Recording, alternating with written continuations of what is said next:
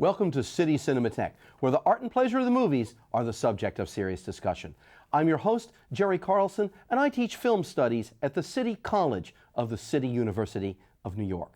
Today, it's our pleasure to present the 1993 Mexican film, Dollar Mambo, directed by Paul Leduc. Now, this film actually doesn't take place in Mexico. It's a restaging of the events surrounding the United States invasion of Panama. It's also a very unusual film because Leduc works here in his characteristic style, which minimizes, in fact, virtually erases all dialogue, but is comprised of camera movement, framing, and an extraordinary use of dancing and of music. To talk about that after today's screening, we have the pleasure of having Diana Taylor, a professor of performance studies at New York University. Now, enter the world of Dollar Mambo.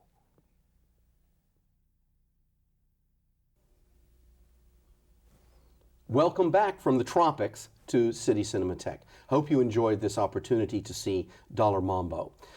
It's a film about nothing, and there's a lot to discuss about nothing. In the next 30 minutes, we have the pleasure of doing so with Professor Diana Taylor. Diana is a professor of performance studies and Spanish at New York University. In addition, she is the director of the Hemispheric Institute for Performance and Politics there, and is the author of numerous scholarly works worth noting because of their direct relevance to what we're going to be talking about here, is her book of several years ago, Disappearing Acts, Spectacles of Gender and Nationalism in Argentina's Dirty War. Of course, today we're in Panama. And her most recent work, Archive and Repertoire, Performing Cultural Memory in the Americas. Welcome to City Cinematheque, Diana. Thank you. Well, I began with the kind of play of words that I can't take credit for because it's certainly in the film. This is a film that claims to be about nothing.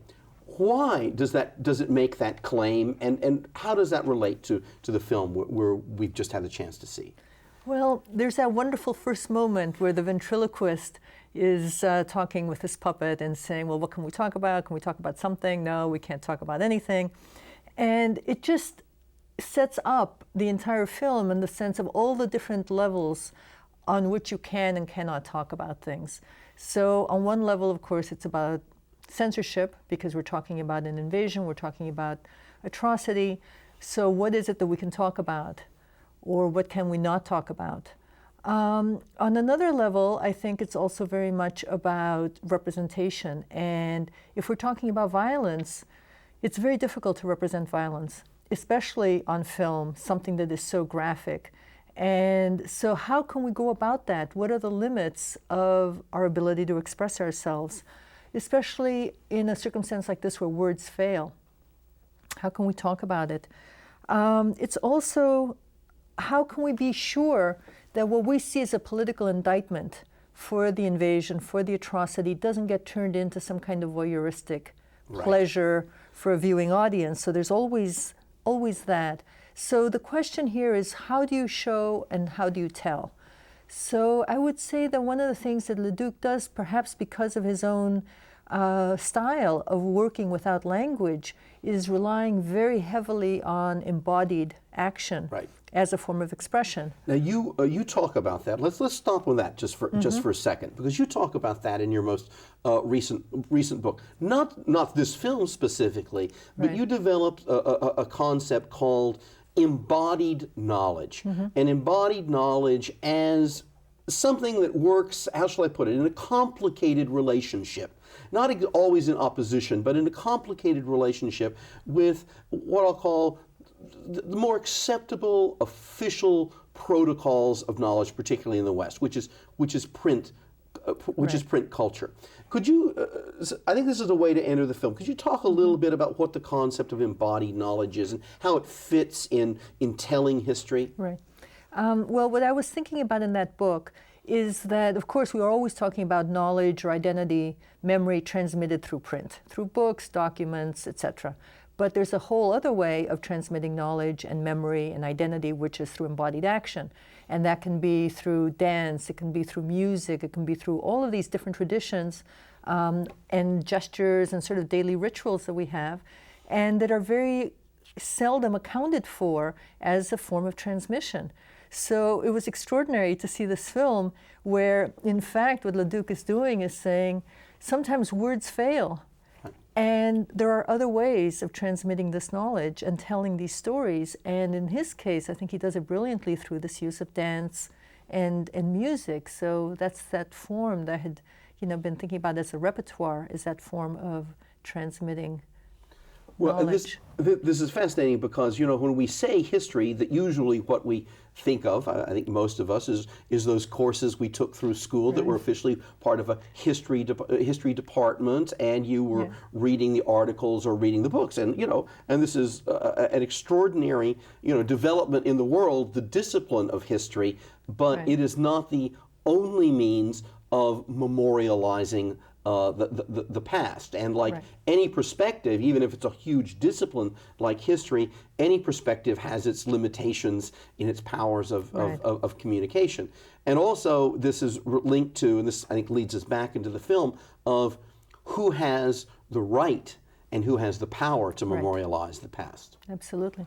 So I would say that one of the things that happens, with history is that the idea that it's based always in documents and so forth means that people who haven't relied on writing don't have a history, which is of course absurd, or they don't have a way of telling it, which is also absurd. But you're absolutely right. It's tied into power. And so it's very interesting when people go to embodied practice as dance, as music, as a way of rethinking those relationships to power, which is exactly what this film does.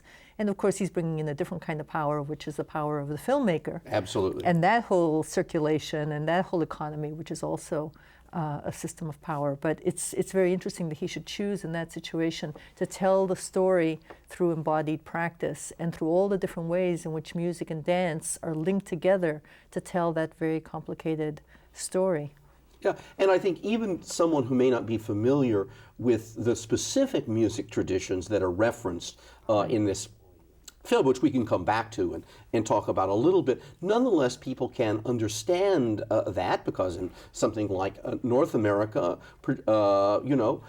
people reference whole epochs of history, and as well as individual experiences through the musics produced in that epoch, their relationship to that music at that stage of their life. I mean, nobody hears the Beatles or the Doors and does not have powerful images of the 60s if they're of a particular age, just as no one hears swing music and doesn't have particular images and resonance of particular epoch in American history. And certainly he's playing with those same kinds of powers, referencing different Latin musical traditions and performance styles. Right.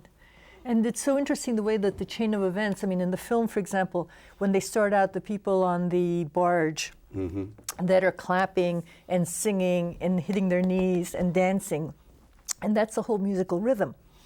And then that goes into the cabaret, which is a different system of circulation. Just have do the water, And then from there, we have that scene where they're stealing the contraband. Absolutely. And they're taking the headphones and they're taking the keyboard and the boom boxes. So it's that other form of music, the way that it's the imports, it's that whole circulation through technology, and then it's back into the cabaret, but now on the level of invasion, the paratroopers falling down to the music, and then that whole different crowd of the soldiers dancing with the cabaret artists, and that whole scene of violence. It's also done through music, and then that final audience of the Panamanian oligarchy and the invaders who are the new public. So it's this incredible story through different musical traditions that gets told there. Absolutely, I think you're very much on the mark there. And of course, this is the history of Panama, but also Panama, it has I don't know if I could call it an advantage, but it certainly has the position of being a kind of paradigmatic history, because it's a very small country that has been bounced around by the great powers. Its own history is one of multiple immigrations so that we have, it truly is for a small country, there's an unusually high level of hybridity within the culture, which is represented, as you outlined so well, in the different musical styles that can coexist in different social milieu. And that have different powers of circulation within the community, nationally or internationally. Well, it's this incredible zone, right? And so to talk about the Canal Zone is sort of to sum this up as this invented place in a way, because Panama was snatched out of Colombia in order to create the zone. So it's always been this place where power has been contested and fought for. And the background of the ships in that entrance to the Salon Panama, right, and the naked women's, the sculptures of the naked women, is this whole, against this background of commerce and sex, that this whole battle for power has been played out historically. So it's incredible how that just seamlessly goes on to tell the story through the dancers' bodies, through, again, the struggle against the background of drugs, you know, for the oligarchy, and sex, and, you know, violence, especially when the military come in. So it's this way in which it's a whole visual metaphor, I would say, for a history of colonization, invasion, imperialism, I guess. Yeah, absolutely. And one should point out that not only do you have the American influence in something as obvious as the soldiers, you know, and the invasion, but the first time we see the what I'll call the mestizo protagonist, the young man who is the lover of the beautiful Afro-Caribbean woman. One of the things we see is that he even has an American flag that has been designed into his hairdo. Absolutely. But also, while we see all of the different Latin styles of music, it's worth noting that Mambo, which had certainly had a Cuban origin, became an international phenomenon, circulating through Hollywood itself, and that a lot of the action in the cabaret and of the dancing is highly influenced by nothing less than Hollywood musicals, by the MGM Gene Kelly kind of tradition. No, it's so interesting. Also, I think the way that we're watching and the way people are watching within the film, I think, is really beautifully, again, woven in. One of the first images we have is that man who walks into the cabaret, who's the one who's actually looking at the ventriloquist, and who's the last person to leave at the end of the film. And it's this film that's really beautifully made up about watching, who is the spectator for this embodied action. And so you have, in a way, the complicity of the people, the elites who are sitting there, sort of just watching. And then you have the resistance, the way that that beautiful young woman is staring down her oppressors or the soldiers. Then you have the witnessing of this character who is not just looking, he is really literally transmitting that knowledge to us, because everything that we know about the invasion is through him. He's the one who hears the gunshots, he's the one who sees the explosion, he's the one who hears the helicopter. So it's through his body and through his senses that we're experiencing that invasion. And then we have that extraordinary moment when the young woman kills herself. She's about to be raped, and she kills herself. She literally, you know, tears her chest apart. And the young soldier who's been attacking her lifts up his mask. For the first moment in the film, we see one of their faces. And that look on his face of absolute bewilderment, like power that can't see, power that doesn't understand the consequences of what it has done. And then we have that condemnation, which is the person who's watching the invasion on television. Remember that young mestizo has a TV there, Yankees Go Home. So the real scene of the real, quote, invasion. And so you have that spectatorship. And then by implication, us. What are we doing watching that film, and what is our role? What are we supposed to be taking from this? So it's all these different levels of watching that are going on in this film as this embodied spectacle is telling its story. Which you bring up, since you've done a lot of scholarship on issues of gender and memory and performance. Let's move over to the whole issue obviously related to gender when we have much of the action set in a cabaret that's also a brothel. Right. What do you make of that setting? Why? Why this? Well, the invasion is fought on the woman's body, literally. It's in this background of the feminization of the other or the enemy or whatever we want to make of it, the humiliation, the exploitation of that body. So normally it's the women's body, the cabaret dancers, but then we have that wonderful body played by Tito Vasconcelos, the transvestite, Right. who's the queen of the Mambo. And the humiliation of him when the soldiers get him and start stripping him, and it's hard not to think about, what's happening nowadays in the news about the way that soldiers will sexually humiliate their enemies. So you have that whole sense of this place is a brothel. It extends that visual metaphor of Panama as a brothel, the way that other countries have been made as a brothel of the U.S. The circulation of sex and women, or the country by extension, Right, as exactly. available for the Right. taking, for the exploitation. So I think that the gendered nature of this is very, very important. And the military soldiers as the strong ones dancing vis-a-vis these feminized bodies sort of sums up a relationship, I would say, of conquest and invasion. Well, one of the things that's interesting to me is of course, brothels and cabarets are institutionalized sites of voyeurism. I mean, Right. They're where you can come, and that's where you're licensed. I mean, you pay. Right, absolutely. You pay to be able to do this, and Right. people profit from it. So for me, Leduc's use of style here is so interesting because he both makes us aware of that habit of voyeurism of the spectators. I think, as you pointed out, by different kinds of shots that he uses of him inspecting how the oligarchy or how the troops are using this. Right. Their spectatorship becomes one of the subjects inside the film. But then we have the character who is more or less the one who we see as our guide, Right.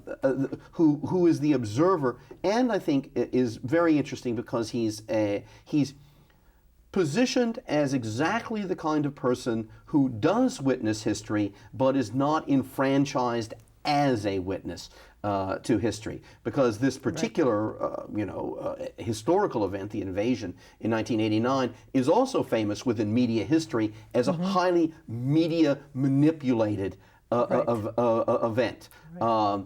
And so the degree to which Afro-Panamanians, those who were the habitués, the residents of these neighborhoods where much of the battles were fought, were not given, were witnesses to it, but not given Right. voice. Absolutely. This is one of the, I think, the strategies of the film, to give him, ironically it's mime, but to give him the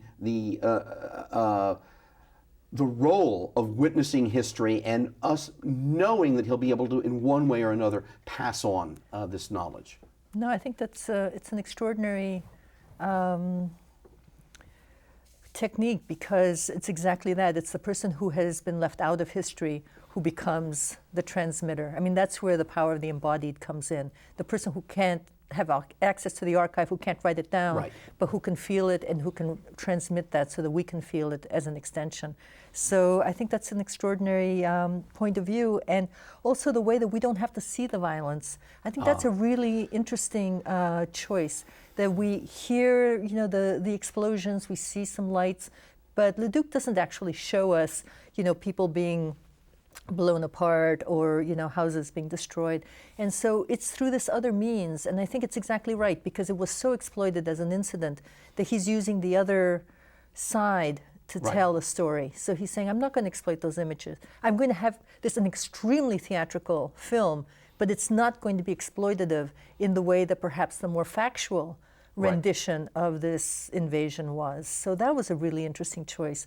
And that you don't see Noriega, you don't have any even references to him, but there's this incredible way where the music again comes to haunt us, because we remember that Noriega was tormented, I think, under house arrest or whatever, with the loudspeakers of the music that was Right. put in there to bombard him. So again, it's this other way in which music becomes part of the circulation of power and of I guess, just a political wielding.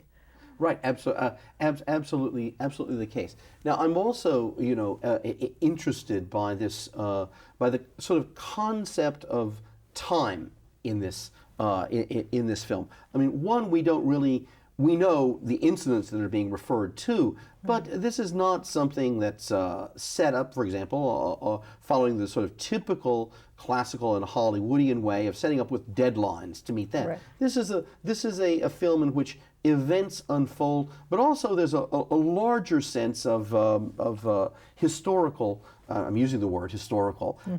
Historical time here. What do you make of that? How? Well, I think it's very interesting that the film is circular in a way. I mean, we end up just where we began, and that, I think, has to do with this long line of invasions. I really feel that he's saying, okay, it happened in 1989 in Panama, but it's happened so many other places, and in fact, as we know, it's happening now in Iraq. So that let's not get tied in to the dates and when and where and the specific actors. Let's get into the story of the trauma, the transgression, how people are turned into these feminized others, how they are humiliated, and how that humiliation in turn humiliates the invader. You know, I keep thinking about that young man's face when he takes off his mask. And so let's think about those kinds of costs of invasion and how failed it is even as a performance, right? It's a performance that becomes like a parody of itself. Those actors, when they're, when they come down, the paratroopers, they're like extraterrestrials, right? I mean, Absolutely. And the whole dance of the soldiers, the whole thing is so grotesque. And not because it's grotesque does that mean it's not real. So I think he's reminding us, let's not get caught up in the details. Let's really think about how this is a performance of power that ultimately is going to fail and fall back, if you want, on itself.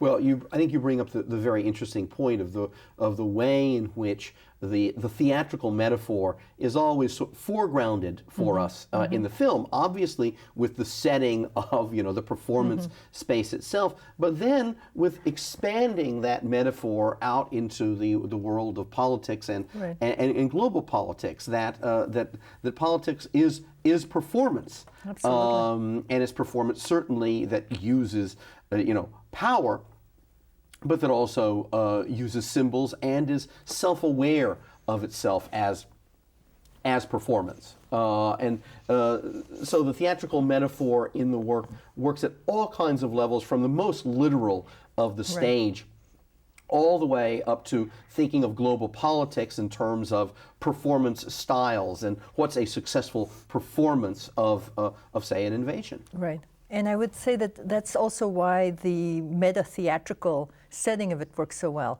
because set in this Salon Panama, it does encourage us to reflect upon that staging. And I think that that's exactly right. In terms of the political staging, it's asking us to reflect upon the nature of that performance and looking at it not from the point of view of the heroic, landing, but this grotesque landing of these paratroopers, right? Seen from the eyes of this man who transmits through his eyes, through his ears, and basically through his fears, right? Because you see his trembling body there as he's transmitting his experience of this to us. So it's a very different perspective on that performance that tends to be staged by those in power.